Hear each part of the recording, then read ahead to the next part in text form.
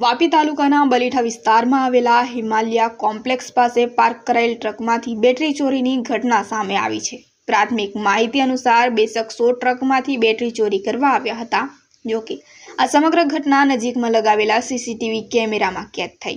ચોરી કર્યા બાદ બંને શખ્સો સ્થળ પરથી ફરાર થયા હતા।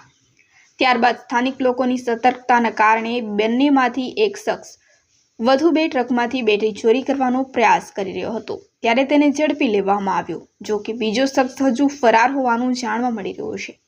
પકડાયેલા શખ્સનું નામ દીપક હોવાનું પ્રાથમિક રીતે માહિતી સામે આવી છે। જો કે તેની સંપૂર્ણ ઓળખ અને ફરાર આરોપીની વિગતો પોલીસ તપાસ બાદ જ સ્પષ્ટ થશે। આ ઘટનામાં ટ્રકના માલિક રણજીતભાઈ પ્રભુભાઈ પટેલ દ્વારા પોલીસમાં લેખિત અરજી આપવામાં આવી છે। અરજીના આધારે પોલીસે તપાસ શરૂ કરી છે। હવે પોલીસ સીસીટીવી ફૂટેજ, સ્થળ પરથી મેળવેલા પુરાવા અને પકડાયેલા આરોપીની પૂછપરછના આધારે તપાસ આગળ વધારશે। અગાઉ ચોરાયેલી 4 બેટરી ક્યાં ગઈ, કોને વેચવામાં આવી, ફરાર આરોપીની ઓળખ શું છે અને આ ગુનામાં અન્ય કોઈક વ્યક્તિ સંડોવાયેલો છે કે નહીં, તે સહિત તમામ મુદ્દાઓની તપાસ કરવામાં આવશે।